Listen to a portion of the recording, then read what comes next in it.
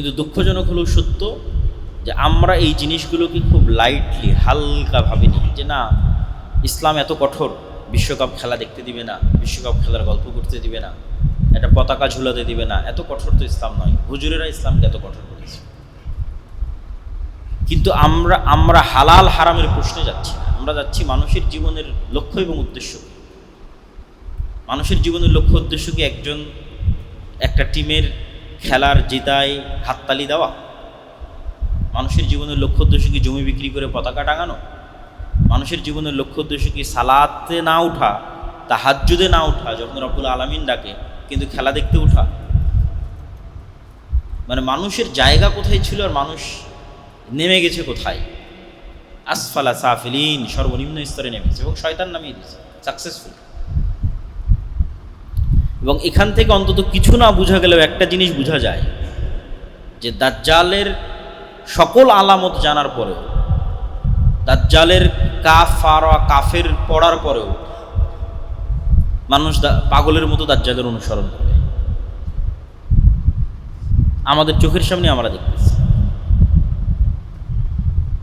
মানুষ যুক্তিতর্ক দিয়েই তো এই জিনিসগুলোকে নিজের জন্য, নিজের আনন্দ এবং উৎসবের জন্য কাজে লাগানোর চেষ্টা করতেছে, এবং ভক্তি এবং শ্রদ্ধার সর্বোচ্চ পর্যায়ে পৌঁছে যাচ্ছে। এবং এটাই কিন্তু আমাদেরকে আমাদের গোলামির দিকে এগিয়ে নিয়ে যাচ্ছে, বা গোলামির রাস্তা আমাদের জন্য সামনে অবধারিত এই রকম প্রজন্মের জন্য। এবং আমি এই জন্যই বহু বক্তব্যে বলেছি যে উম্মতে মুহাম্মাদি এখন বানু ইসরাইলের যুগ অতিক্রম করতেছে। যেই বানু ইসরাইলের যুগের কথা আল্লাহ কোরআনে বারবার বলে রেখেছে, এত লম্বা সময় যাবৎ বানু ইসরাইলের ঘটনা বলার কি প্রয়োজন? মুহাম্মদ সাল্লাল্লাহু আলাইহি ওয়াসাল্লাম বলেছে উম্মতে মুহাম্মাদ একদিন বানু ইসরাইল। আর আমার অ্যানালাইসিস যে এখন সেই যুগ অতিক্রম হচ্ছে। অবশ্যই আল্লাহর দয়া এবং আল্লাহর রহমতে মুসলমানেরা এই যুগ থেকে বের হবে, কিন্তু যুগ এখন ওটাই বানু ইসরাইলের যুগ। দেখবেন যে গাজারও আপনি এমন শিশু পাবেন, সৌদি, কুয়েত, কাতার, বাহরাইন, দুবাই তো পরিপূর্ণ, যাদের উপর বম নিক্ষেপ করে হত্যা করা হচ্ছে, তাদেরও পাবেন যে গায়ে গেঞ্জি দিয়ে আছে বিধর্মী কোনো খেলোয়াড়ের। ওই ভক্তি এবং ওই শ্রদ্ধা তাদের অন্তরে বিরাজ করছে, এবং ওইটা নিয়েও ব্যস্ত আছে।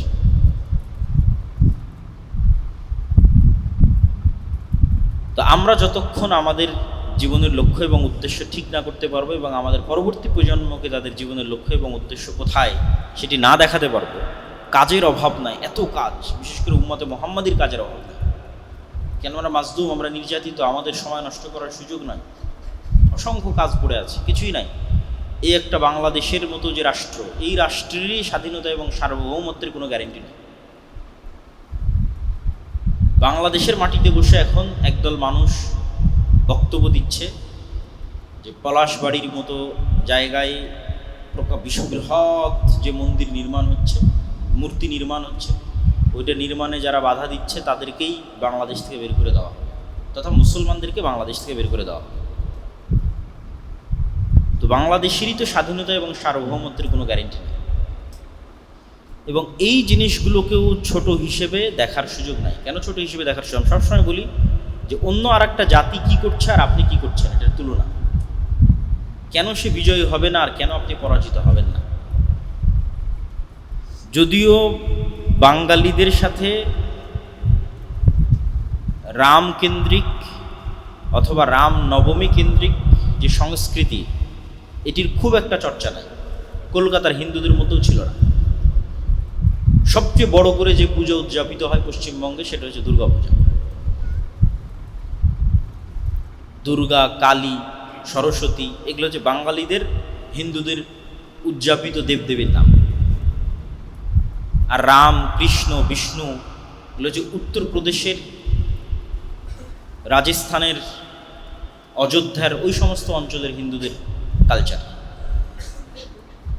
দুর্গাপূজা যেইভাবে পশ্চিমবঙ্গের হিন্দুরা উদযাপিত করে, রামনবমী কিন্তু এইভাবে উদযাপিত করে না, বরং অনেক ছোট পরিসর হয়। এখন পলিটিক্যাল কারণে হচ্ছে। তো বিজেপির যে উত্থান, এই উত্থানের সাথে পলিটিসাইজ করা হয়েছে, জয় শ্রীরাম স্লোগানকে পলিটিসাইজ করা হয়েছে, রাজনীতিকরণ করা হয়েছে। এই জন্য কোনো একজন হিন্দু যখন বাঙালি হিন্দু বিশাল করে দুর্গার মূর্তি তৈরি না করে রামের মূর্তি তৈরি করে, তখন সেটা পলিটিক্স, তখন সেটা বিজেপির সম্প্রসারণবাদী চিন্তার অংশ। যখন কোনো বাঙালি হিন্দু বাংলাদেশে বসে জয় শ্রীরাম স্লোগান দেয়, তখন বাংলাদেশকে ভারতের অন্তর্ভুক্ত করার প্রজেক্টের অংশ। কিন্তু ওই একই সময় আমাদের যুবকেরা কি করতেছে? মুসলমান যুবকেরা ওই সময় খেলতামাশায় মারতেছে।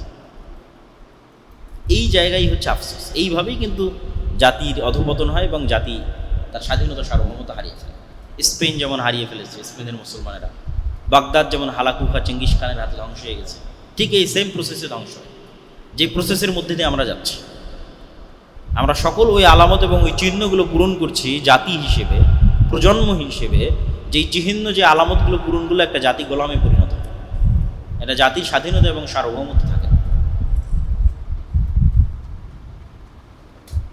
এবং এখানে এই পয়েন্টে আমাদের আরও একটা বিষয় মনে রাখতে হবে, যে মুসলমানেরাই সবচেয়ে বেশি আন্তরিক ছিল 47-এর পূর্বে, 1905-এর পূর্বে, যে উভয় বঙ্গ এক থাক এবং ভারত বা পাকিস্তানের অন্তর্ভুক্ত না হয়ে আলাদা রাষ্ট্র হোক। কিন্তু যারা কট্টর হিন্দুত্ববাদী বাঙালি ছিল, তারাই মূলত স্বদেশ আন্দোলনের নামে, আমার সোনার বাংলা গানের নামে, এবং তাদের মতো আর যত কবি এবং সাহিত্যিক আছে, তারা উভয় বাংলাকে এক রাখতে চেয়েছে, স্বাধীন হিসেবে নয়, ভারতের অধীনস্থ হিসেবে।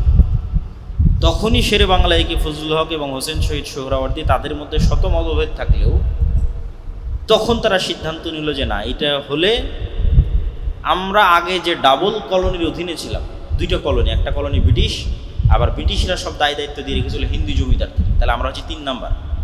আমাদের উপরে দুইটা কলোনির স্তর আছে, আমাদের উপরে আছে হিন্দু জমিদাররা, তার উপরে আছে ব্রিটিশ ইংরেজরা। এই দুইটা কলোনির বিরুদ্ধে ফাইট করেছে আমাদের বাপদাদারা 190 বছর, যখন আমাদের জমি জায়গারও স্বীকৃতি ছিল। 1905 সালে কম দুঃখে এই বঙ্গের মুসলমানেরা বাংলাকে আলাদা করার জন্য আন্দোলন করেনি। তাহলে 1947 নয়, তারও আগে এই বাংলার মুসলমানেরা চিন্তা করেছিল যে না, আমরা হিন্দুদের সাথে থাকতে পারবো, হিন্দু জমিদারদের সাথে আমাদের পক্ষে থাকা সম্ভব না, থাকলে মাজলুম অবস্থায় থাকতে। সুতরাং বাঙালি পরিচয়ের নামে, কলকাতার বাঙালি সংস্কৃতির নামে যে উভয় বাংলাকে এক করার একটা প্রবণতা, এইটা আমাদের বাপদাদাদের 190 বছর যে দুইটা কলোনির বিরুদ্ধে তারা লড়াই করেছে, হিন্দু জমিদারদের বিরুদ্ধে এবং ব্রিটিশ ইংরেজদের বিরুদ্ধে, তার বিরুদ্ধে অবস্থান। এবং এটা গভীর ষড়যন্ত্র। তো এই ষড়যন্ত্রের মোকাবেলা আপনি জ্ঞান, পড়াশোনা, যুক্তি, তর্ক, সচেতনতা এগুলো ছাড়া করতে পারবেন। আর যত সময় নষ্ট এবং অকাজে আমাদের সময় ব্যয় হবে, অকাজে আমাদের অর্থ এবং শ্রম ব্যয় হবে, তত আমরা আমাদের এই জায়গাগুলো হারিয়ে ফেলব। যেই জায়গায় ইহুদিরা এগিয়ে আছে, যেই জায়গায় হিন্দুরা এগিয়ে আছে, পথভ্রষ্ট হওয়ার পর, সেই জায়গায় সত্য এবং সঠিক পথে থাকার পরও মুসলমানেরা শুধু শয়তানের প্ররোচনায় পা দিয়ে পিছিয়ে পড়ছে। এখানে আর 2-1টা হাদিস বলে আমার এই পয়েন্টের আলোচনা শেষ করব। রাসূলুল্লাহ সাল্লাল্লাহু আলাইহি ওয়াসাল্লাম বলেন, ইগতানিম খামসান ক্বাবলা খামসিন, 5টা জিনিসের পূর্বে 5টা জিনিসকে মূল্যায়ন করো। শাবাবাকা ক্বাবলা হারামিক, বয় বৃদ্ধ হওয়ার পূর্বে যৌবনকালকে মূল্যায়ন করো। সিহহাতাকা ক্বাবলা সাকামিক, অসুস্থ হওয়ার পূর্বে সুস্থতাকে মূল্যায়ন করো। ওয়া গিনাকা ক্বাবলা ফাকরিক, আর হাতে যখন টাকা আছে তখন সেই টাকাকে মূল্যায়ন করো দরিদ্র হওয়ার পূর্বে। ওয়া ফারাগাকা ক্বাবলা শুগলিক, আর ব্যস্ত হওয়ার পূর্বে হাতে যে ফাঁকা সময় আছে, অবসর সময় আছে, এটাকে মূল্যায়ন করো। ও হায়াতাকা ক্বাবলা মাউতিক, আর মৃত্যু আসার পূর্বে জীবনকে মূল্যায়ন করো। তথা এই সব জিনিসগুলো আমাদের সময়ের গুরুত্ব তুলে ধরে এবং আমাদের যৌবনকালের গুরুত্ব তুলে ধরে। রাসূল সাল্লাল্লাহু আলাইহি সাল্লাম বলেন, লা তাজুলু কাদামা আবদিন ইয়াউমাল কিয়ামাহ হাত্তা ইউসালা আন উমরিহি ফিমা আফনা। কিয়ামতের মাঠে মানুষকে 5টা প্রশ্নের মুখোমুখি হতে হবে। তার সময় কোথায় পার করেছে, জ্ঞান অনুযায়ী কি কাজ করেছে, সম্পদ কোথায় থেকে অর্জন করেছে এবং সম্পদ কোথায় ব্যয় করেছে, এবং তার শরীরকে কোন কাজে ক্ষয় করেছে। তো ওই যে যৌবনকাল, সময়, বয়স, এটাকে কোথায় সে ব্যয় করেছে। তো সময়ের প্রশ্নে মানুষকে জবাবদিহিতার মুখোমুখি হতেই হবে। এই জন্য আমরা উদাত্ত আহ্বান জানাই যে আমরা যেন আল্লাহর মহৎ সৃষ্টির যে উদ্দেশ্য, পৃথিবীর প্রতিনিধিত্ব করার যে দায়িত্ব, এবং উম্মতে মুহাম্মাদি হিসেবে মানুষকে জান্নাতের পথে নিয়ে যাওয়ার যে দায়িত্ব, এইটা সম্পর্কে সচেতন হই। এবং আমাদের আশেপাশে মানুষ যে সময় নষ্ট করতেছে, কাজ নাই, চায়ের স্টলে, অফিসে, আদালতে, ফেসবুকে খেলা দেখায়, তাদেরকে এবং নিজেরাও হেদায়েত হওয়া এবং তাদেরকেও হেদায়েত করার চেষ্টা করে। তারা সময়গুলোকে কাজে লাগাক, জ্ঞান অর্জন করুক, পড়াশোনা করুক।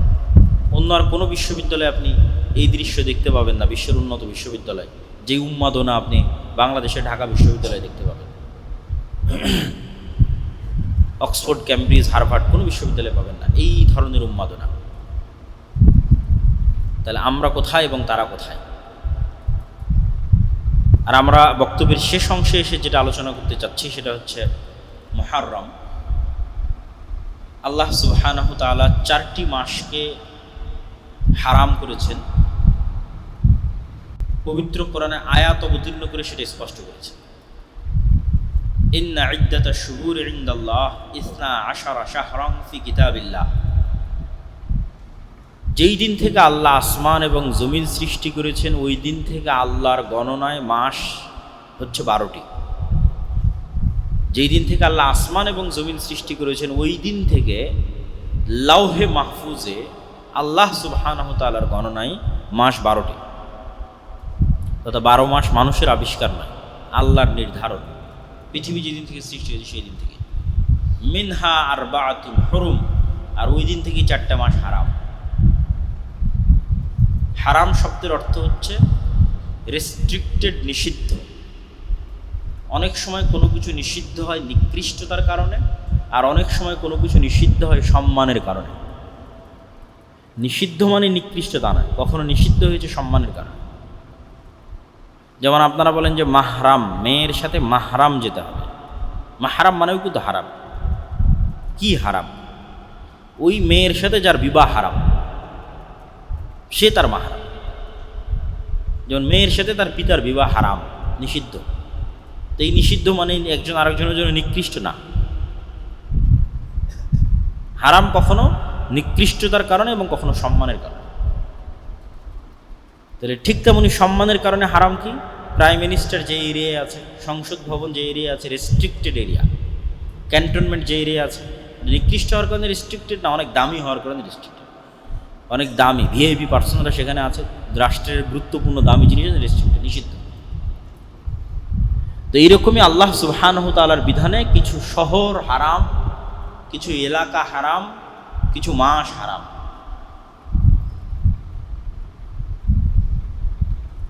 তো আল্লাহ সুবহানাহু ওয়া তাআলার নির্ধারণে যেই মাসগুলো হারাম তার মধ্যে একটি গুরুত্বপূর্ণ মাস হচ্ছে মুহররম। পরপর 3 মাস, যুলকায়দা, যুলহিজ্জা এবং মুহররম। তো এই হারাম মাসগুলোর সম্মান হচ্ছে, হারাম মাসে যুদ্ধ বিগ্রহ নিষিদ্ধ। যুদ্ধ বিগ্রহ নিষিদ্ধ মানে নিজে থেকে শুরু করা নিষিদ্ধ। এটাই হারাম মাসের সম্মান, যে কোনো মুসলিম শাসক, কোনো মুসলিম খলিফা এই 4 মাসে নিজে থেকে যুদ্ধ স্টার্ট করতে পারবে না। বরং তার কোনো যুদ্ধ বন্ধ করার ক্ষমতা থাকলে বন্ধ করবে এই 4 মাসে। আর যদি যুদ্ধ চাপিয়ে দেওয়া হয়, তথা আমার উপর কেউ হামলা করতেছে, তখন তার কিছু করার নাই। তখন আল্লাহ অনুমতি দিয়েছে যে ঠিক আছে, যতটুকু তোমাদের উপর জুলুম হচ্ছে তোমরা ততটুকু জুলুমের প্রতিবাদ করো। কিন্তু নিজে থেকে হারাম মাসে যুদ্ধ শুরু করা যাবে, মারামারি, গণ্ডগোল, ফাটাফাটি শুরু করা যাবে, শান্তি বিরাজ রাখতে হবে। এবং এই বিধান মক্কার মুহাম্মদ সাল্লাল্লাহু আলাইহি ওয়াসাল্লাম আসার পূর্বের কাফেররা অনুসরণ করত। কাফের মুশরিকদের কাছে হারাম মাসের গুরুত্ব ছিল। আর হারাম এরিয়া হচ্ছে মক্কা এবং মদিনা। মক্কাকে হারাম করেছে ইব্রাহিম আলাইহিস সালাম, মদিনাকে হারাম করেছে মুহাম্মদ সাল্লাল্লাহু আলাইহি ওয়াসাল্লাম। তো মুহররম মাসের 10 তারিখ আশুরা মানে দশম, 10th। আরবিতে 10-এর আরবি হচ্ছে আশারা, 10। ওইটাকে যখন দশম যুক্ত করা হয়েছে তখন আরবিতে হচ্ছে আশুরা, দশম দিন, 10 থেকে দশম। তাহলে আশারা থেকে আশুরা, 10 থেকে দশম, মুহররম মাসের দশম দিন। তো মুহররম মাসের দশম দিনের কি গুরুত্ব? এমনি অসংখ্য জয়ীফ হাদিস আছে, জাল হাদিস আছে, যে সব কিছুই মুহররম মাসের 10 তারিখ। আল্লাহ পৃথিবী সৃষ্টি করেছে এই দিনে, পৃথিবী ধ্বংস হবে এই দিনে, আদম সৃষ্টি করেছেন এই দিনে, এরকম অসংখ্য কিছু রিওয়ায়াত আছে যেগুলো সরাসরি নির্ভরযোগ্য সূত্রে প্রমাণিত নয়।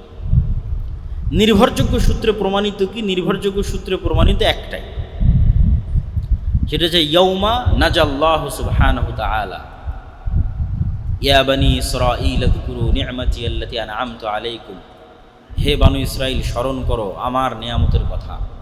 ওয়াইজ নাজ্জাইনাকুম মিন আলি ফিরআউন ইয়াসুমুনাকুম সুআল আযাব ইউযাব্বিহুনা আবনাআকুম ওয়া ইস্তাহইয়ুনা নিসাআকুম ওয়া ফী যালিকুম বালাউম মিন রাব্বিকুম আযীম।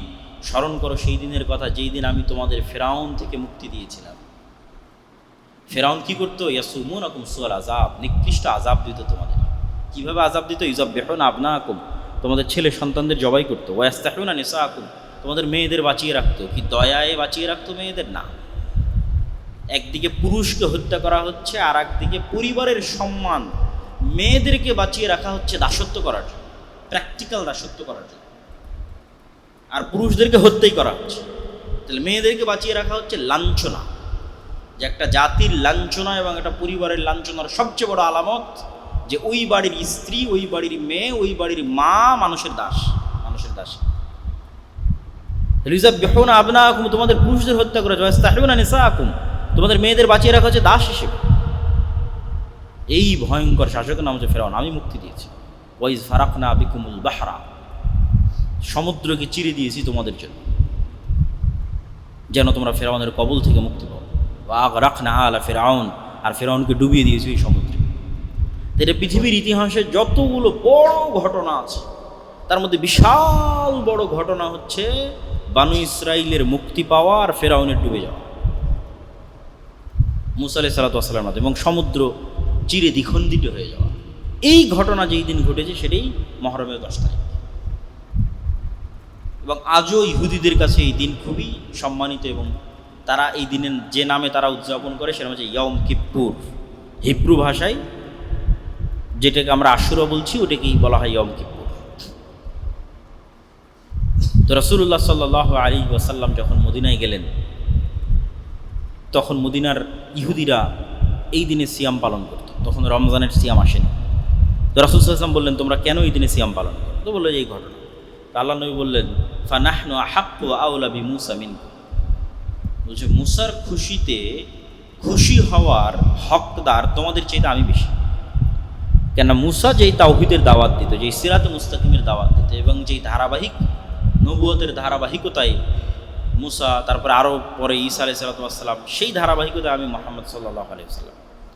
তাহলে মূলত মুসা আলাইহিস সালাতু ওয়াস সালামের সকল কষ্টে কষ্ট পাওয়ার এবং সকল খুশিতে খুশি হওয়ার মূল হকদার হচ্ছে আমি। কেন? তোমরা এখন নামে মুসা আলাইহিস সালাতু ওয়াস সালামের অনুসারী, কিন্তু কাজে পথভ্রষ্ট, অভিশপ্ত। তো রাসূল সাল্লাল্লাহু আলাইহি ওয়াসাল্লাম সিয়াম পালন করলেন, এবং ইহুদিদের বিরোধিতার খাতিরে একদিন আগে অথবা একদিন পরে আর একটা সিয়াম তিনি অতিরিক্ত করে দিলেন। 10ম দিনের আগে 9 তারিখ অথবা 10ম দিনের পরে 11 তারিখ, যাতে আহলে কিতাব তথা ইহুদিদের থেকে মুসলমানের ইবাদত একটু হলেও আলাদা। তো রাসূলুল্লাহ সাল্লাল্লাহু আলাইহি ওয়াসাল্লাম দুটো হাদিস, আফজালুস সিয়াম বা'দা রমাদান শাহরুল্লাহিল মুহররম, রমাজানের পরে আল্লাহর নিকটে সবচেয়ে শ্রেষ্ঠ সিয়াম হচ্ছে মুহররম মাসের সিয়াম। আর আরেকটা হাদিস রাসূল সাল্লাল্লাহু আলাইহি ওয়াসাল্লাম বলেন, সিয়াম ইয়াউম আশুরা আহতাসিবু আলাল্লাহ আন ইউকাফফিরা সানাতা আল্লাতী ক্বাবলাহ। আমরা কিছুদিন পূর্বে আরাফার সিয়াম রেখেছিলাম 1 বছর আগের এবং 1 বছর পরের গুনাহ, আর রাসূল সাল্লাল্লাহু আলাইহি ওয়াসাল্লাম এটাতে বলছেন আশুরাতে 1 বছর পূর্বের গুনাহ। আল্লাহ সুবহানাহু ওয়া তাআলা আশুরার একদিন সিয়ামে মানুষের 1 বছরের পূর্বের গুনাহ ক্ষমা করে দেবেন। কিন্তু দুঃখের বিষয় হচ্ছে এই আশুরাকে নিয়ে আমাদের সমাজে অনেক আকীদাগত বিভ্রান্তি আছে। আর এই বিভ্রান্তির একটা ঘটনাও আছে কাকতালীয়, সেটি হচ্ছে হোসাইন রাদিয়াল্লাহু তাআলা আনহু মৃত্যু। হাসান এবং হোসাইন রাদিয়াল্লাহু তাআলা আনহুমার প্রতি ভালোবাসা ইমানের অঙ্গ, আলী রাদিয়াল্লাহু তাআলা আনহুর প্রতি ভালোবাসা ইমানের অঙ্গ, সকল সাহাবীদের প্রতি ভালোবাসা ইমানের অঙ্গ। আল্লাহর নবীর পরিবার পরিজনের প্রতি বিদ্বেষ পোষণ করা কাফের হওয়ার আলামত, মুনাফিক হওয়ার আলামত।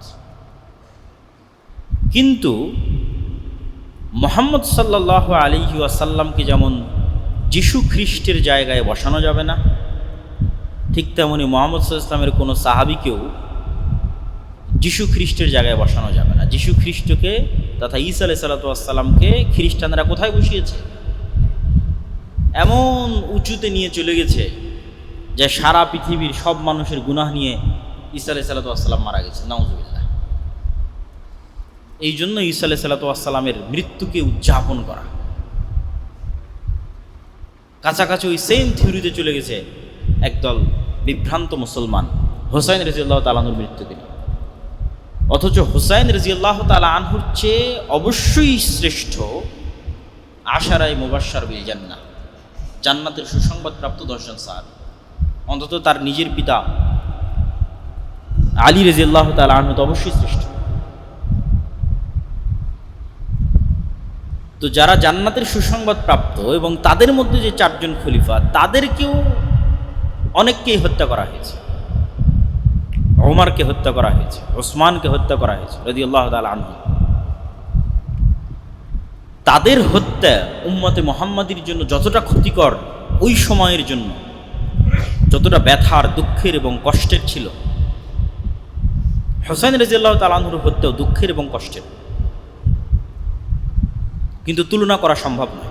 তাহলে হোসাইন রাদিয়াল্লাহু তাআলা আনহুর হত্যায় যদি শোক পালন করতে হয়, তাহলে আবু বকর, ওমর, ওসমান, আলীর হত্যাতেও তো তার চেয়ে বেশি শোক পালন করতে হবে। আর তার চেয়ে বেশি শোক পালন করতে হবে মুহাম্মদ সাল্লাল্লাহু আলাইহি ওয়াসাল্লামের মৃত্যুতে। কিন্তু ইসলাম তো শোকের ধর্মই নয়, ইসলাম শোকের দিন নয়।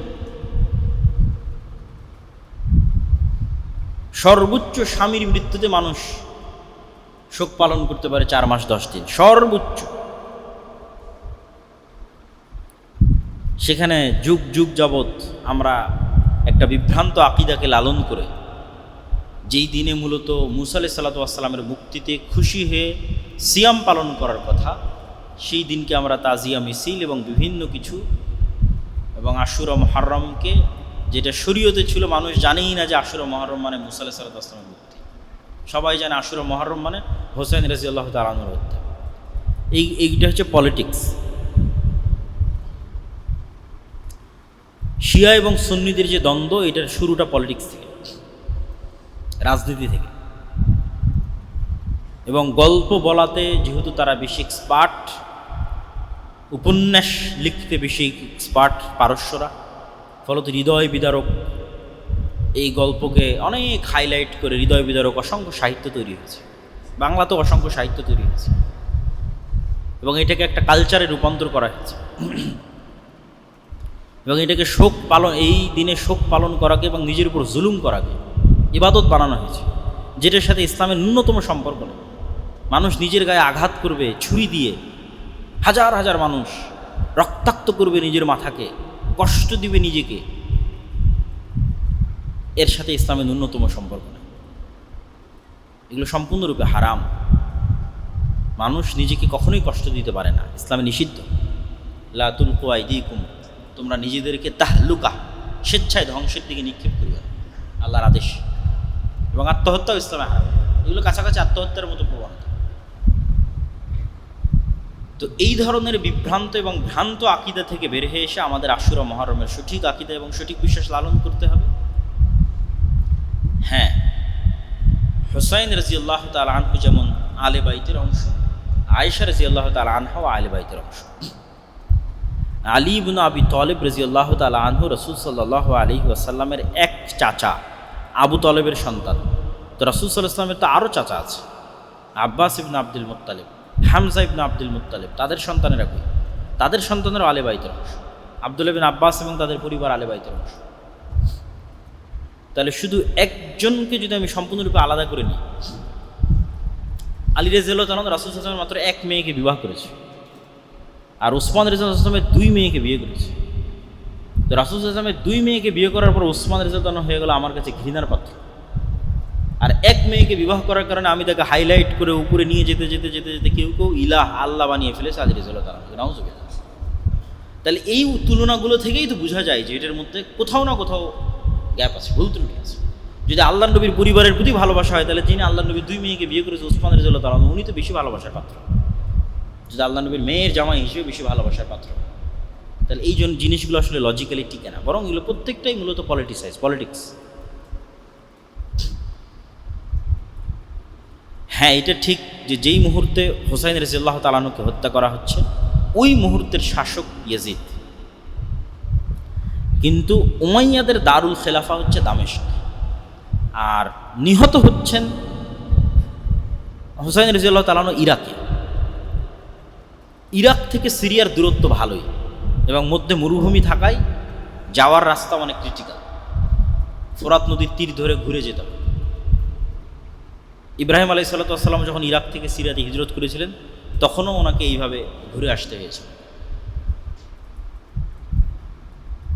তো শাসক আছে দামেস্কে, সরাসরি তার পক্ষ থেকে হত্যার আদেশের প্রমাণ ইতিহাসে পাওয়া যায় না। বায়াত যেন না নিতে পারে, আত্মসমর্পণ যেন করে, আমার হাতে এসে যেন বায়াত নাই, এই রকমের আদেশ আছে। কিন্তু মূল কালপ্রিট এখানে হচ্ছে কুফার মানুষেরা, যারা মুনাফিকি করেছে, যারা তাকে অনেক উৎসাহ দিয়ে মদিনা থেকে নিয়ে গেছে, আসেন আমরা আপনার পাশে থাকবো, অমুক করবো তমুক করবো, কিন্তু যাওয়ার পর আর পাশে নাই। তো মূল কালপ্রিট হচ্ছে আহলে কুফা, কুফার তৎকালীন যারা মানুষ, যারা তাকে দাওয়াত দিয়ে উস্কিয়ে মদিনা থেকে বের করে নিয়ে এসেছে কুফায়, কিন্তু যখন কুফায় এসেছে তখন আর সাথ দেয়। ঘটনা অত্যন্ত হৃদয় বিদারক। অবশ্যই ইয়াজিদ ইবনে মুআবিয়াকে এতটুকুর জন্য দায় দেওয়াই যায় যে সে হত্যাকারীর কোনো বিচার করেছিল কিনা, এই প্রশ্ন অবশ্যই উত্থাপন করা যায়। এই জন্য আহলুস সুন্নাত ওয়াল জামাতের পক্ষ থেকে শাইখুল ইসলাম ইবনে তাইমিয়া বলেছেন ইয়াজিদ ইবনে মুআবিয়া না প্রশংসার যোগ্য না নিন্দারও যোগ্য। নিন্দা করেও আমরা গুনাহের ভাগিদার হতে রাজি নই, প্রশংসা করেও কেন সে সাহাবী নয়, আলাদা করে তার প্রতি আমাদের কোনো জিম্মেদারিও নেই। কিন্তু এইটার কারণে তার পিতা মুআবিয়া রাদিয়াল্লাহু তাআলা আনহুকে দায় দেওয়া, তখন তিনি পৃথিবীতে নাই, উনি অনেক আগে পৃথিবী থেকে চলে গেছেন। মুআবিয়া রাদিয়াল্লাহু তাআলা আনহু আরেক সাহাবীর সন্তান, যে আবু সুফিয়ান, মুআবিয়া ইবনে আবি সুফিয়ান। আবু সুফিয়ান হচ্ছে আবু জাহালের পরে মক্কার কুরাইশদের নেতা। আবু সুফিয়ান রাদিয়াল্লাহু তাআলা আনহু মক্কা বিজয়ের সময় ইসলাম গ্রহণ করেন।